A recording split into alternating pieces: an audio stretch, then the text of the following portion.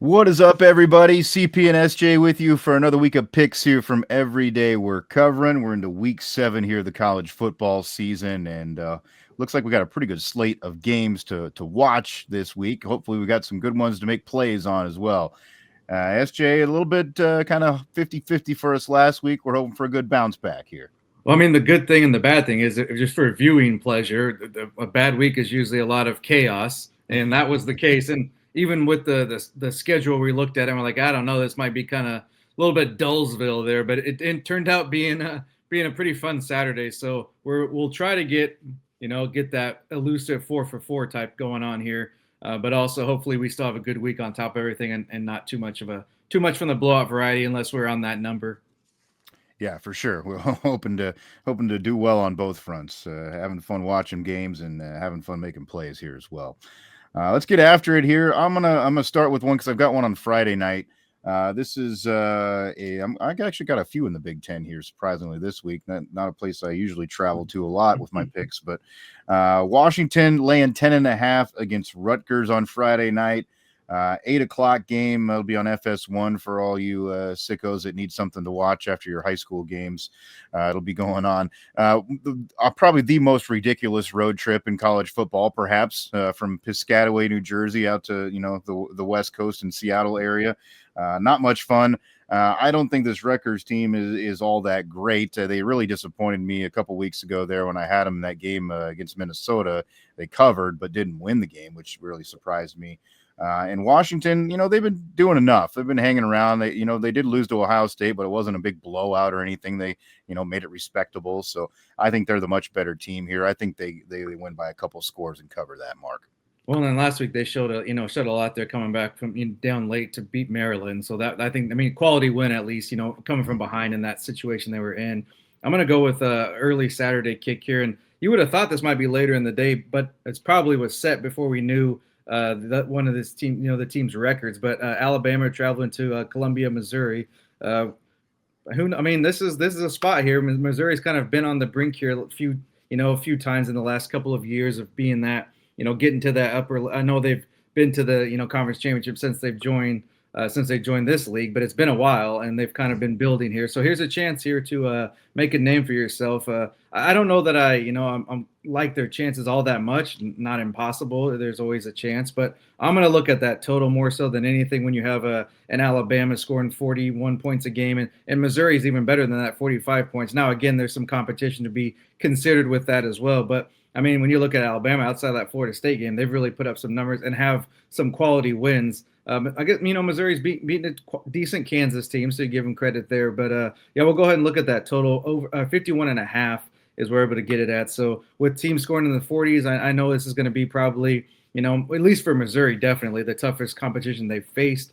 But when you can score 45 points a game, give me 28, 30, and that's a bad day for you, but a good day for that total. So we'll go ahead and play that one here in the early contest there in the SEC. Yeah, I don't hate that as well. I've seen a lot of people talking about Missouri's defense being better than people think it is, but they also maybe haven't played the competition yet that they're going to face here. Like you alluded to there with maybe Kansas being the best offense they've faced, and I think Alabama's got them there. Well, I hate to agree with too many of the talking heads, but someone brought up a point. I can't remember who it was, and I don't want to give him credit really, even if I did know who it was. But the mention made a comment, which I kind of have to give this a little bit of credence. But if Ty Simpson, if his last name was Manning, if he was Ty Manning, he'd be the front runner for the Heisman by wouldn't even be a discussion. And I was like, hey, there's some little bit of truth there because he's had a hell of a season so far, especially against. That in that Georgia game specifically. So that's going to be hard to slow down no matter how good your defense is. He's shown it, game in and game out. Yeah, good one. And yeah, Missouri, we know what their offense is all about too. So like that play. Another early one that'll be happening on Saturday. This is, I believe, the big noon kickoff game because it is on Fox. Ohio State going to Illinois.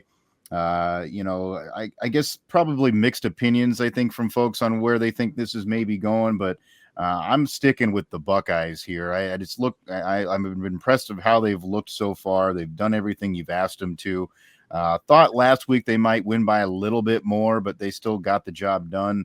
And Illinois, we saw what happened to them when things went south in a game against Indiana. So I think that happens here. If things go wrong, for a little bit, it's going to open that door, and Ohio State's going to walk right through it. 14.5. Don't love the hook, but I still think that Ohio State gets to that mark and wins it by that much. Yeah, I mean, I can't really get over the fact of what we saw against, what Indiana did. So I know they rebound Illinois did against USC, but it's like, man, it's hard to get that out of your mind. And I just don't see how. Ohio State, even in the games that they've been like not good by their standards, they're winning by double digits. Yeah, and that's against teams that I think are better than Illinois. So yeah, I think that's definitely going to be. It could get a little ugly, and it might happen there in the first half. Even I'm going to go to one of the. I guess even if you don't like these teams, you probably at least catch a little bit of this game every year. At least see some of the still pictures of the line drawn there in the stands at the Cotton Bowl, and that's Oklahoma and Texas meeting here again. And I understand the injury to Mateer and that's everything, and it sounds like I'm not my ear to the ground there. I'm not following it too closely, not being a big fan, but there is talk of him potentially playing this game. So here's example of it. I know the line's moved. +3 is where I got it, and that's what I'm taking for Oklahoma. But I know there's been some movement there. That shows you all maybe there's some truth to those comments. But honestly, I just think Oklahoma is a much better team. Whether he, even without him, I still felt okay taking that those 3 points, and even I wouldn't be so crazy for someone to want to pick them outright to win, just because from top to bottom they've been a more complete team, and Texas is just in that situation we talked about. It's kind of like you're in a fork in the road big time of your season.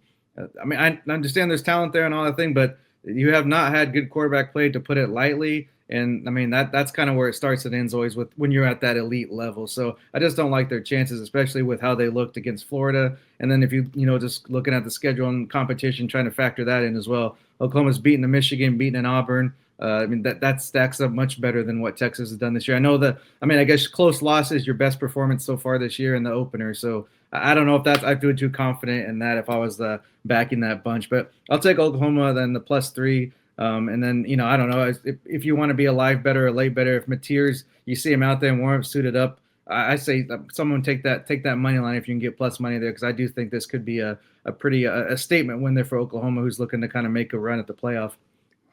Yeah, it seems like in that game in particular, a lot of times it's the team that doesn't have much pressure that is the one that explodes and has a great night.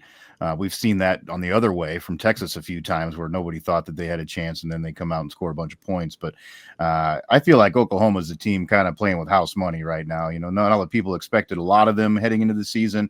They're playing really well. And I'm sure that they're confident heading into this game, and Texas is not. They're kind of, like you said, reeling a little bit right now from the way things have gone, and not just because of the Manning situation too. I think the surrounding cast hasn't been as good as advertised either, so they definitely need some help. So I do like that as well. A lot of confidence on that Oklahoma side. Another early game that I'll throw in there. This one going to the Big 12. I'm going to give a little love to the team that knocked off my squad last week in Cincinnati. Not necessarily because I think they're like this world beater team that's going to beat a bunch of teams, but they got a good matchup this week. Even though they're coming off a high, they're playing Central Florida. It's still at home, so I think they've got a little bit of that confidence from playing well last week, especially the way they started the game. And I think if they do that against the Central Florida team, then they'll run away with it. The line's at 10.5, so I'd like it to be just a touch lower than that, maybe, but getting under 10 would be nice if it gets there. But still, I feel like they're going to win by at least a couple of scores here in this one. UCF's only shown the propensity to keep a game close when they've been at home, so I like it to go that direction. I'll stay in that 2:30 central window and look at this in the Big Ten. Indiana and Oregon matching up. I guess we're gonna have to have some screens going at that time of day. We've got a lot of good matchups at that time. I understand for everything that Indiana's done, they still haven't, and it's been a short sample. I'll give them that, and it's been not a lot of time. But if you want to get all the credit for accomplishing this, you got to win the big games if you're that big dog. So here's another chance to prove it. They haven't done so yet, and I just don't think they're going to do it again this time. I got to keep. Until you prove me wrong, I'm not going to flip the script. So I got to stick with and put some money where my mouth is. And, I'm not necessarily like rooting. I am because I want to win the play. I'm not like rooting for their downfall, like in general, like as individuals. But of course, I don't want them to cover this game. Oregon 7.5. I'm going to go ahead and take that. I mean, Oregon, the Penn State game was, I think that I know a lot of it was talk about Penn State, but I still think that was an impressive win, regardless of how it happened. And if Penn State, choked or fell short in the big moment, that's not Oregon's fault. Like No. they did what they're supposed to do and won the game. And then you look at every other game they played, they just freaking, just like kill. Not even close, like just murdering teams. So I mean, to me, and I know the Indiana, that Illinois was impressive. We brought up earlier, but and the rankings made it seem like a big game, but to me, that wasn't it. You still have a lot to prove if you want to kind of position yourself as they have. They got to beat the teams that are better than them or on that elite level. Well, and we've seen how different it's been for this Indiana team when they've gone on the road as well.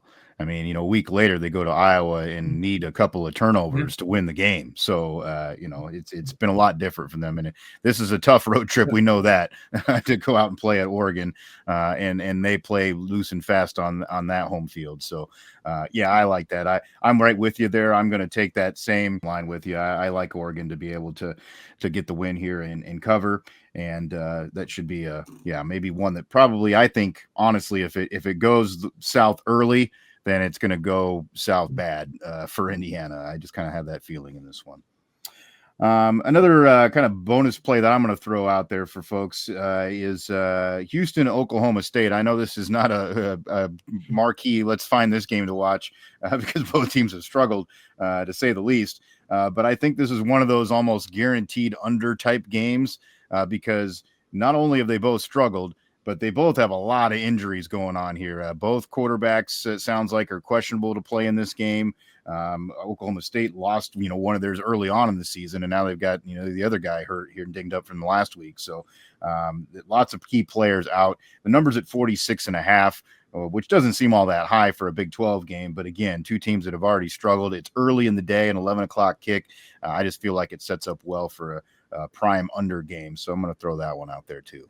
Last one I'll throw out is that I guess it's not as late as typically you would think, but I guess not quite an after dark game that we like. But BYU, I'll be back on that wagon. I've had some success with them in recent years and haven't played them too much this season, but I'm going to go ahead and give them a whirl here. It's only a 1.5 they need to cover, so I feel pretty confident about that against Arizona. Just the fact that BYU's already got a couple of conference wins under their belt. And I mean, to me, it's like you look at the stretch they have coming up. They got Utah, Iowa State, Texas Tech, the next three. You literally can't afford to drop this game. So to me, normally I'd be a little bit nervous, but I feel like they're going to be a little bit more locked in for the fact that this is the big game here for that. I mean, you want to stay in the conference race because how well you play or not, that's going to be a hard stretch. The games I mentioned to go 3-0 and 2-1, you're feeling pretty good about it. So you don't want to end up losing this and going, 2-2 or even worse, 1-3 over this next 4 games. So, and I just haven't seen a lot from Arizona either. I think BYU has been more of a complete team and showing some more quality wins. And I guess, to me really stands out when you look at who Arizona's played is like the only, to me, like quality opponent that they played. I guess I'll throw Kansas State. That was a decent win, but that Iowa State game, was not that. I mean, it lost to a good team, but they weren't even in it. No. So that's just kind of hard to wrap my mind around them being competitive against a team that's as physical as Iowa State, and that's just not maybe a good style matchup. What would be the kind of thing I'd lean on there? So I'll take BYU to cover that 1.5 at Arizona on Saturday night. Yeah, I like that play too. I looked at that one long and hard, and that's a game too that intrigues me with that line also, or the total. It was at 47.5, which seems pretty low. I could see BYU scoring enough points, and Arizona's in a type of team that they're going to score a couple times. They're even if they lose, they'll score a couple touchdowns because that's what they lean on as offense. But I could see that one getting over pretty easy too if you want to take a little stab at that and mix it in. All right, that's what we've got here for you this week. Should be some good plays, hopefully. Hopefully it all pans out for you. Reminder to keep following us along on these social channels there as well. To Twitter, you see the handles there at SGMBets, at Cherokee CP. We'll put these picks up there for you. Also have the graphic up there for you, too, so you can see what kind of confidence level we're laying on each of these picks. And feel free to shout out whatever you like here coming up this weekend, some plays that you see or something you may see that's going on live. We'd love it if you would like, subscribe, share the podcast, available on all the major platforms, including our host at Spotify. Just search Every Day We're Covering. You'll find it. Same thing goes for the YouTube channel. We'll get the like, subscribe notifications on that as well, so you can get these pick videos for you each and every week. We hope you have a great weekend watching college football and making some extra green along the way. That's SJ Munoz. I'm Chris Parks. Thanks for joining us for another week here of picks from Every Day We're Covering. We'll see you next time for some more covers.